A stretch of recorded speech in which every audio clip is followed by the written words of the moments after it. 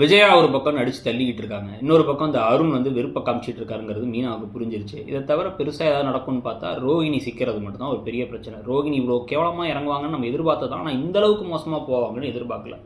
So இப்போ விஜயா அங்கே drama company வேலை மாதிரி வந்து இந்த ஃபங்க்ஷனை முடிச்சுட்டு கிளம்பி போக அவங்க உண்மை முகத்தெல்லாம் கொஞ்சம் கொஞ்சமாக காமிச்சிட்டு இருக்காங்க. இதுக்கு நடுவில் வந்து அந்த அருண் சீதாவும் முத்துவும் பேசினா கூட எரிச்சப்படுறாரு, கோவப்படுறாரு. ஒரு நாள் சீதா திருப்பி கொடுக்க போகிறாங்க, அது மட்டும் தெரியுது. ஸோ இது நடக்கும் பொழுதே இன்னொரு பக்கம் வந்து பார்த்தீங்கன்னா கிறிஷும் முத்துவும் ஒரு ஐஸ்கிரீம் பார்லரில் இருக்கிறத வீடியோ எடுத்து தினேஷ் பிஏ லைவ் கால் பண்ணி மிரட்டுறாங்க. இப்போ ரோஹிணி கிட்ட பணம் வேணும்ட்டு.